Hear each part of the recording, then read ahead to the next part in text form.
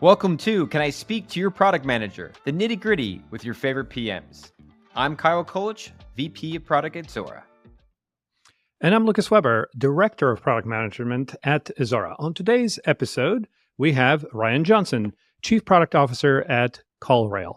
And as usual, we're going to start the episode off with a little game of ship it or skip it. What do you want to do? Let's do it. No. No. Maybe. Yes. Yeah, so this is the game we've been playing with a lot of PMs to kind of get a feel for your product acumen, how you feel about if the product's ready to be shipped, meaning you want to bring it to market, it's a good idea, or to skip it. It needs maybe more time with R&D or talking to customers and really kind of flush this out. Are you ready? Yeah, I'm ready. So I know I looked at your LinkedIn, you have a lot of cars every there, and I think you are a big car buff. We're trying to think of some products that would help that industry in some way. One was, I was on a road trip and I had a hankering for microwave popcorn. And I knew wish there was a way of doing that. And I actually saw this online, a microwave in your car. So you can plug it into your carport and produce any kind of popcorn you want, microwavable popcorn. You can heat up your coffee. You can heat up a meal if you wanted. What's your take on an in-car microwave? My gut reaction is skip it. And if you wanted heat, your car podcast, is producing it, assuming it's a combustible engine, you should just be able to pull that heat in and do some of the same things, right, out of the engine, kind of like your air conditioning and heater do that. So I think there's a little bit better way if you wanted that popcorn or hot coffee. Otherwise, I think it's a little dangerous. You're putting something bulky, heavy in the car, transmits radio waves, by chance get an accident, you don't want to be dealing with that. Right. You don't want your head in the microwave while you're, getting an accident. So I think we're at the skip it for now. Yes. The popcorn has to wait till you get home, get to the movie theater, move on. All right. Number 2. Now, a lot of times people work in their car. Sometimes they actually have a meal in the car. What about a steering wheel that has a snap-on of a tray table? So you can have your steering wheel, have it on the sides, very flat, but it snaps into your steering wheel. So you can put your laptop on there. You can put, you can have your popcorn if you had the microwave popcorn. You can have a meal. You can go the drive-throughs in the days. You can have your burger on there. Would you ship or skip it? A steering wheel table. I'm going to say that's another skip. Another skip. No. Another skip. I feel that might be the most dangerous thing you could add to a vehicle to take your eyes off the road.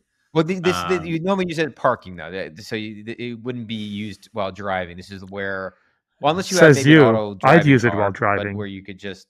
Well, it's hard to do a real. It's got to be on a swivel, right? That way it stays level. So this is.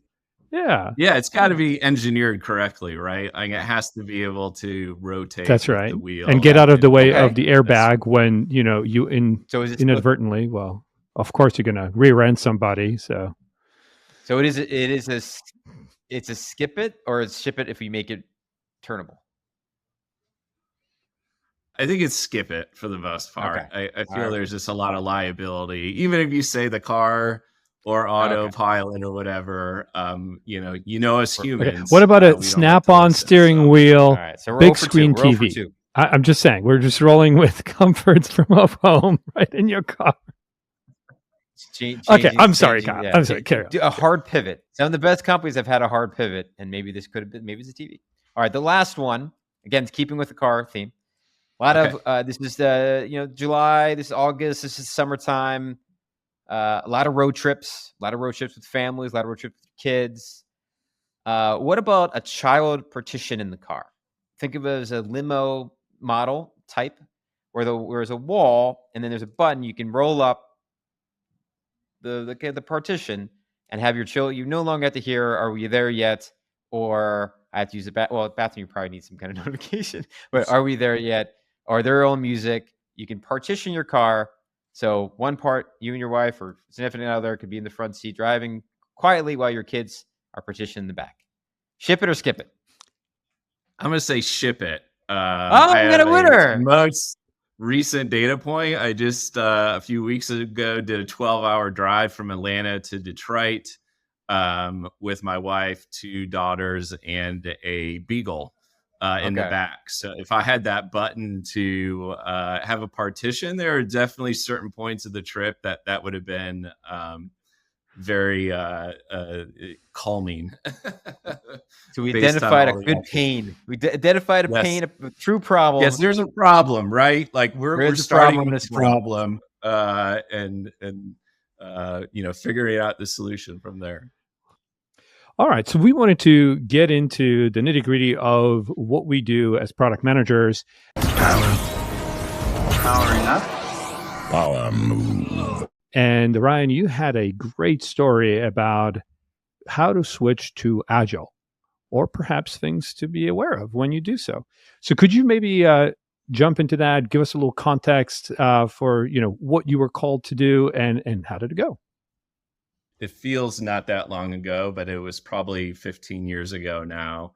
I was working for a publicly traded education company, and I was tasked as being the first product owner for this thing called Agile and Scrum.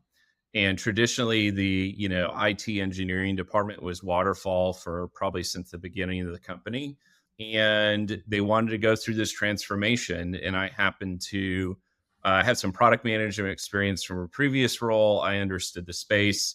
And so they said, Ryan, you're perfect for this. We're going to send you to Scrum Agile training. You're going to come out an expert and this is just going to be great.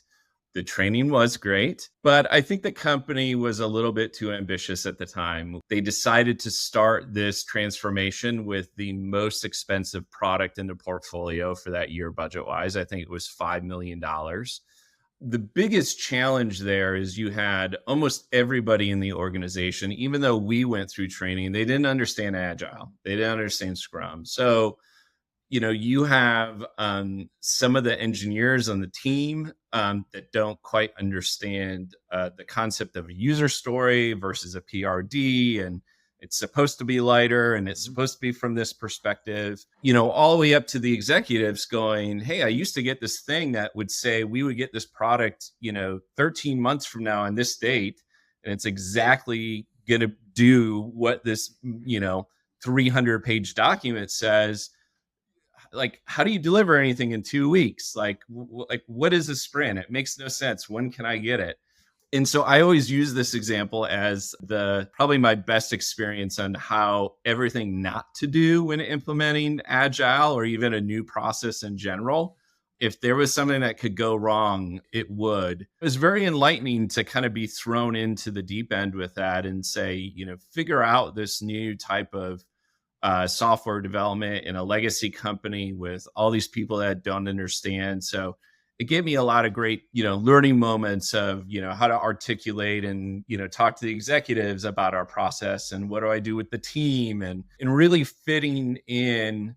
I think the other challenge we had is they were trying to take textbook Agile and, academically put it in the organization. And I think we all know that it has to work for your organization. Change in organizations is hard, right? And definitely process change, lots of things, all from, as you say, from executives to the engineers, right? It can be really daunting.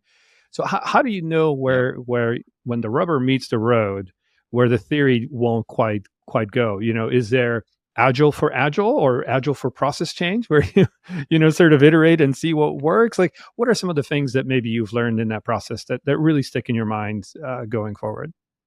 I like how you put it, agile for agile. I think it's a learning process. I feel every sprint we would get better. I had to deal with the normal team dynamic things as well, when you're forming a team. So forming, storming, norming, performing. So you have those pieces that I think I would have probably analyzed the teams a little bit more to say, okay, where are they at comfort level? And then what do we do with these processes and what do we change? I think I would have also pushed on the organization to educate more broadly about it. I think they thought they did, but there was a lot of context missing. Like, why would we do this? CallRail where I'm at now, we talk about it, the why with the what. And so they were talking a lot about the what. This is a new process that we're going to do, and it's going to do this. There wasn't a lot of explanation on the why and the benefits of it, and articulating that through a big organization with many different stakeholders.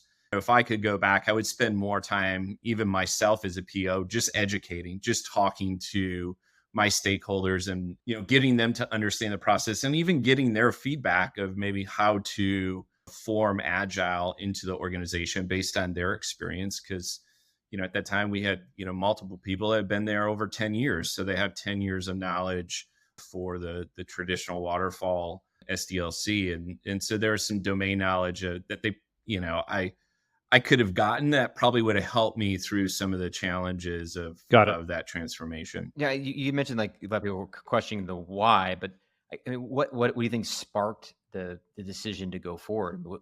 Was it just someone who thought it was trendy and something to do, or was there like, oh, we have a business goal, we want to align with this, and this is the why, or was that just hidden in the messaging? I'm kind of curious the genesis of how it kind of worked out. So they had a consultant that came in and sold them on this, and the intentions were right.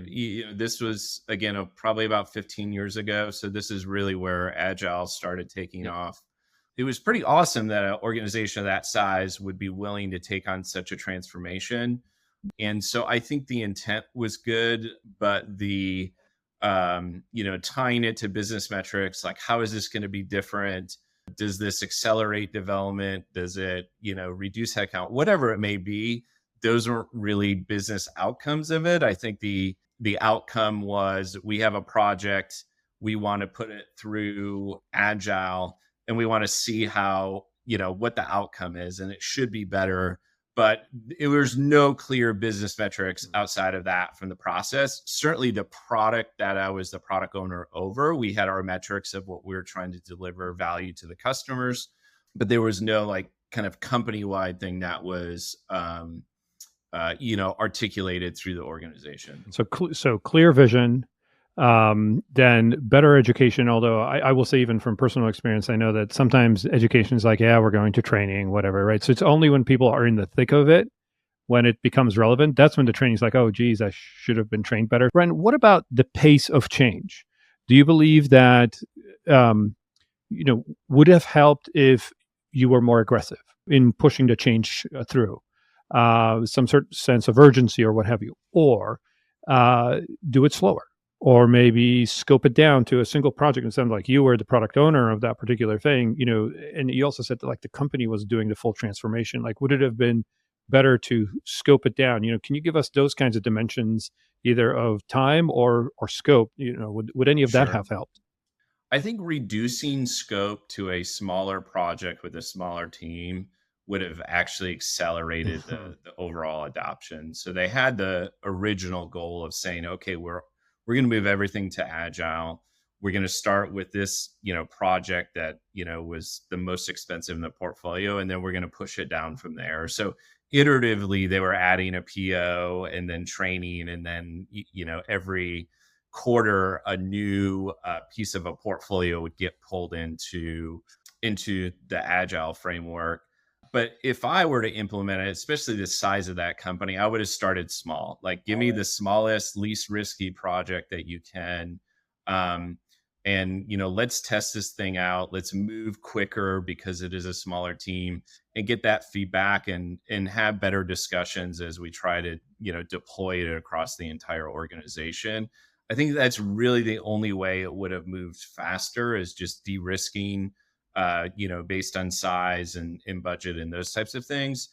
I think we would have had our learnings quicker, and we would have stopped making those mistakes, later on as things went throughout the organization. Yeah, it's amazing to see like quick wins, because you can see success right away. When you do something big, any kind of change management, major change to an organization, it's harder to see kind of it at the end. But if you have a quick win, I'm like, hey, it worked here. And then here's the business value it did for the change of the organization. This is what it's tied to. And look at the success they're having. You can build on momentum. And I completely agree with you. You got to have that quick win. You got to have it fast, because there's a lot of times, then it's like, oh, that's the new thing. Agile 2.0 or whatever the new, new hot thing. Like, we haven't even completed the first one yet. We're still in this version. So it's always good to have a, validate that it worked. Here's a good success story, and that kind of moves things along. Yeah, agreed. And yes, dragging the whole organization through the learnings, right, is what's really going to slow you down. Whereas if you could really show success and the learnings and then implement them to the next set of projects, that you could see how you could get rid of a lot of the objections and the friction that I'm guessing that project had going forward. Wonderful. Ryan, any other things that are like key takeaways from that transition before we talk about CallRail? I think the other thing that it gets talked about a lot, but just the people's comfort level with change. So take agile out of that, any change. It's always a good reminder. I always say I have a very high tolerance for change. Like, I love change. You can come into my office today and be like, "Yep, you're doing this tomorrow," and I'm excited about it. I'm probably, 0.5% of the population that really loves change, and all of them work in product management, I think. So, I think pulling, the different phases that they're at during the change curve, probably enlisting people that had more of that tolerance for change and innovation. I think that is just so critical. And a lot of times we forget about that. And it's an afterthought of like, oh gosh, yeah, here's this whole part of the organization that is still lagging behind, the 20% that's really pushing it up front. And so I think in general, some time there and just thought around it probably would have been helpful overall. Be a true change agent. But I think it's I'm maybe not as up to change. I like change, but I do want to see the value and make sure that the change is a good part of the strategy and not just a fad. As long as that's the case, Sounds like, Kyle, you've gone through a couple of changes that maybe didn't really deliver on the value ever. Wonderful. Yeah, just a few. Yeah, a few changes. Ryan, so we promised we'd circle back to CallRail, which is where you're the Chief Product Officer today. So tell us a little bit about CallRail, and then let's jump in and talk about what you guys are doing there. Sure. So CallRail is a lead intelligence company. Our whole goal in life is to help businesses market with confidence and turn those valuable leads that they get into customers. Certainly the name gives away some of what we do. It has to do with calls. The genesis of CallRail almost 12 years ago was really, that was the focus, is how do I know who's actually picking up the phone and calling me? And our focus is with SMBs and the marketing agencies that support them. And so technology existed then for what we call call tracking, but it really wasn't designed to be accessible, affordable, and easy to implement for the types of customers that we knew we had challenges. So, our whole goal in life was really focused on how do you get these people in market with confidence? Obviously, a lot of focus on attribution, working with businesses that depend on inbound phone calls as a primary source of leads. So you could think of law firms, doctors' offices, real estate agents, home services, on and on and on. Still to this day, a lot of people pick up the phone and call them. Fast forward to CallRail today, is a lot of our emphasis is focused on what's happening during the conversation. And so we've had a AI-powered product in market since 2016 called Conversation Intelligence. And initially it started very simple of doing speech to text for a phone call so that someone could read a transcript versus, listening to a phone call. We did some automation rules around it, keyword spotting, those types of things. And then I would say in the last couple of years, it's been amazing because we've been able to build on that. And so being able to plug in the latest and greatest AI technology to make that even better than what it was before. So doing some very advanced intelligence on the conversation to help our customers understand, how are their agents performing on the call? What are customers calling about? Helping those agents, follow up with them post-call with an auto-generated text message or email and those types of things. So it's been really exciting to to expand the depth and breadth of the CallRail platform. I've been here for about 7 years now, going on 7 years in November. Amazing that you've had an AI thing since 2016. That's, way ahead of, the current kind of wave of excitement right around this. And as I hear you talk about these kinds of calls and, how agents are helped, I'm kind of thinking, well, this is kind of like your personal assistant that kind of listens in on the call and figures things out. And it sounds like you're saying, look, how are the agents doing in the call, right? Are they helping the customers? Almost feels like sentiment analysis on there. Is that about right, based on what you just said? Yeah, I mean, it's anything that we can understand to help the business that transpired during the phone call, and then bringing in other mediums too. Maybe the person had a text message, or they submitted a form before they picked up the phone call as well too. So tying in those other sources as well is a piece of that. Any touch points that the customer has with the company, right, is an important aspect. So then, I'd be remiss to say, look, AI, LLMs, right? So let's dive into it. How do you decide where the current, sort of cutting edge of technology could really help out? And given you've had so much experience, like, where do you see these LLMs, particularly in calls and interactions? Like, what are you seeing? Where is the kind of the biggest value coming in, and how are you prioritizing the things that you guys maybe work on, explore, plan for, et cetera? So it's interesting because one of our culture statements at CallRail is deliver incredible product. And it's been that way since day one. And as we've probably all learned dealing with LLMs, like there's a lot of trial and error. There's a lot of things that don't work or don't work as anticipated.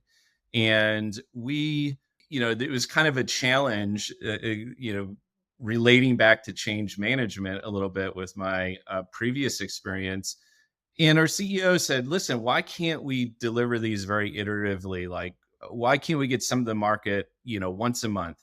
I see these other companies that are doing it. How can't we do it? And I was like, well, yeah, actually we can. But I said, we should do something like alphas, right? And say, just be very upfront with customers. This is an alpha. It's not productized.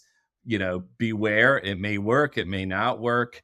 And then that kind of snowballed into what we formed as CallRail Labs. And so really the genesis of that was, how do we get some of this latest and greatest technology into the hands of customers before we've even productized it, to learn what's interesting, what's valuable, and then taking those learnings and doing things like packaging it up into new products or enhancing existing products. And so there's, things from, self-reported attribution. So when you're talking to someone over the phone, a lot of times, the CallRail may think, hey, a Google ad drove you to call the business. But over the phone call, the person just said, hey, by the way, my friend Bob next door is the one that told me about it. But I just went to Google. I clicked on the first thing that I saw, which was a paid ad, right? And so it's being able to detect kind of these advanced things that's really hard to do at scale. It's summarizing, it's, telling the agent what they did well, what they could improve on, what are the next steps. And I think what we're going through today is, a lot of this AI technology is based on time savings that you see and efficiency. And I think the next wave is really going to be the superhuman aspect of it. Things that, the three of us could not do, no matter how much time in other tools that we had, to really, if you think about it with calls, like be able to take 1 million phone calls and, tell you, here are the 3 things that people ask about all the time. Here's how you go and make that better. And being able to do that in massive scale that we haven't been able to understand, previously. Because you guys have a wealth of data for being around so long. I mean, your data is perfect for that kind of enrichment, where you can kind of just see the patterns over not just 1 million, but you probably have decade of data and interactions. So there are a lot of things you can build the models off of that becomes even more, tighter and crisper that no one else in the market has.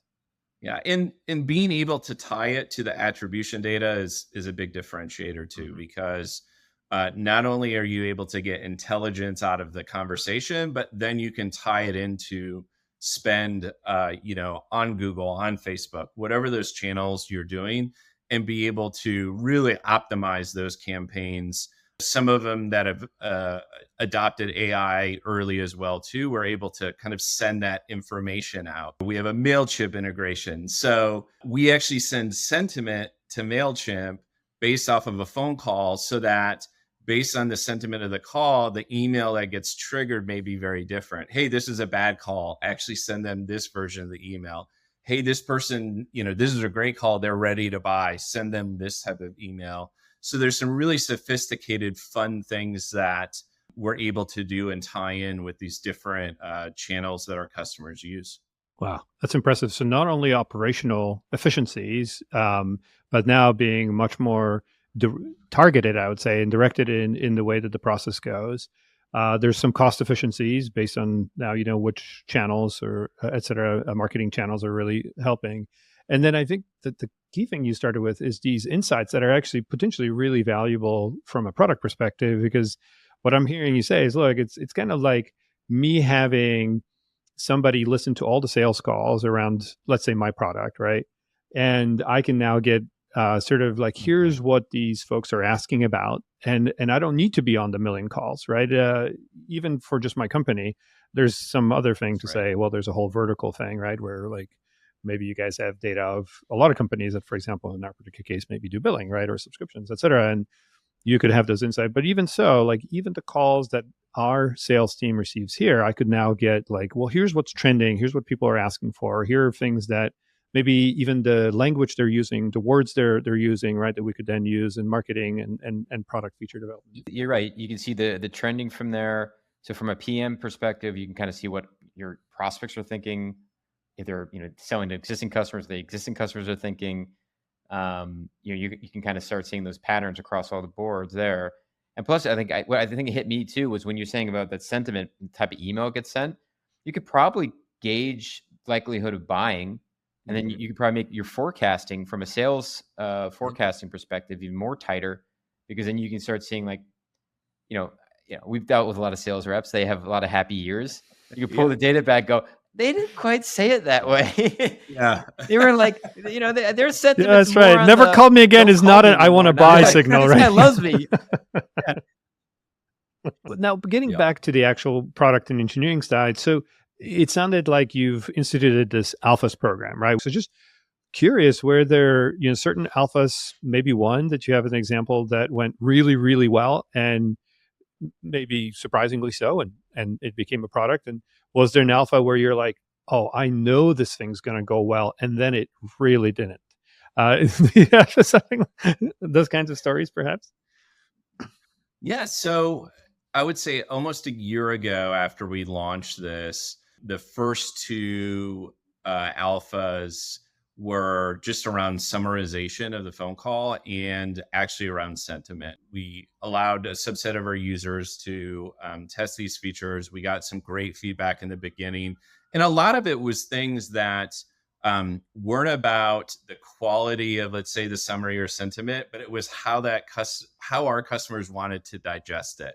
And they say, hey, this is great, but you got to have it in the API from day one because we use your APIs. So if it's only in your own reporting, it's not useful to me. I need to be able to pull this data out into other systems.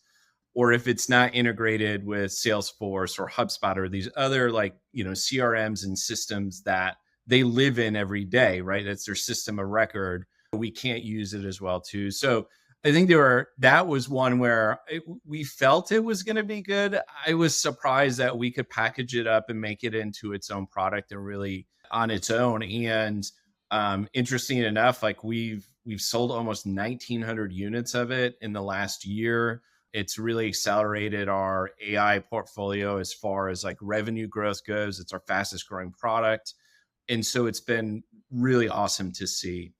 I think other, alphas, we're in the midst of launching a second product based off of that actually next week. And it's really focused around conversion. So how do we help you better convert these leads? And so this is much more of the focus on the agent. What are they doing well? Where could they improve? Giving them a process to auto-generate an email or a text message as a follow-up, in abstracting, next best steps and those types of things as far as processes go. And so that one's going to be a question mark. They've been alphas. We've gotten good feedback, but we'll know in 7 days when it goes to market. I'm sure we'll have some new learnings for that product. I think other ones that we've gotten feedback on that I think seen in the market, I think in general with LLMs is just LLMs love to answer your question. Like it wants nothing more than to answer the question for you. And so you get a lot of this genericized things to say like, oh, it's right, but I can't do anything with it. Like that's so generic. And so there's a lot of that fine tuning and additional context to really make some of those things more usable and more impactful. And we ran into that with some of the coaching, right? Where it's just like, no, do better. Don't do so badly, right? And you're like, what do I do with this? yeah, you do something right. Versus, the person said this is this was the opportunity to say this next time, right? Like this was a buying indicator. That's where you should have went to suggest an appointment or something like that. Super insightful. I do agree. We've rolled out a little bit of AI here at Zora internally. There's obviously a couple of products outside, but internally for our support. And it kind of pre-generates an answer for our support agents. And I have to say, some of the examples are, it literally, as you said, it is incented to answer, regardless of whether it should or whether it's right or wrong, right? Just give me something. So it's interesting to get those early experiences and really need to be careful because it will just do what it's asked and it's not always right. Or you're right. You said, Ryan, it gets too generic. We were working on something on like a price optimization. And it goes, yes, you should increase the price. Okay, how much do you increase the price? You should increase a lot. Like, no, and I need like how much? Keep going. What percentage? Yeah. Yes, that's a perfect example. This is a perfect example. Yes. You're like, all right, this is helpful. Yes, you're right. You said, yeah, but I need more. So that's a little also the data model, and there's things we need to tweak. Sure. But it was just funny we were getting those generic answers. I think they were correct, but they were just not usable. If we take a look at your experience here, CallRail working with AI and just the organizational change, is there anything that you maybe have for our listeners to leave them with to think about as sort of the thing that's maybe a takeaway or a thought that you want to leave them with? Yeah, I think the biggest thing is start small. You got to start somewhere. And I think it's really hard with AI because literally every day we're seeing something, every day the CEO of CallRail comes to me and say, hey, Ryan, can you do this? The answer 99.9% of the time is like, yes. Should we do this? Is it valuable? And so I think that gets lots of teams, it's like such a big blue ocean of, opportunity that it's hard to realize like, hey, we can solve these like really important problems and we can contain it and get feedback and learn from it with this technology. And it's changing, on a daily basis. It starts small, have good metrics and be really transparent, whether it's with the metrics for internal business purposes or whether it's what you're giving to your customers. And so things like alphas, like that's starting small. Like some of those alphas are literally just a prompt that we're generating with a bunch of context to get a simple answer like, was a sale made? Yes or no? And that's very, very simple on the surface. I just see so many teams get into the AI elation and want to do everything. And that's where you get into trouble. I think that's one of those things that we all kind of, scope creep, right? But it's at a completely different level than we've, experienced probably in our careers. Yeah, it's amazing. I see now, certain times, whether it's a technology change or a process change, right? Process change, switch to agile. Technology change, switch to AI, right? It does feel like there's this thing, just convert the whole company over. Let's just switch it over. Switch it over to this, switch it over to that, right? And it's very interesting to hear these two stories side by side, different things, but the takeaway is very similar, right? Scope it down, go fast, get the early wins, learn a ton of what works, what doesn't, whether it's for your organization or with the technology or whatever it might be, and then apply the learnings to the next thing so you can actually move. Ryan, thank you so very much for talking us through the agile transformation to start with, and then obviously the work you're doing at CallRail. Best of luck on the launch. We can't wait to hear how well that goes, and to many more successful alphas. Thanks for having me on. And yeah, we'll definitely let you know we're connected with Zora. So, the sales will be, going Perfect. to your neck of the woods. We may need a CallRail to take a look at those lead calls and advise us on what to do and how to price it, right, Kyle? True. Wonderful. Ryan, thanks again. Great talking with you.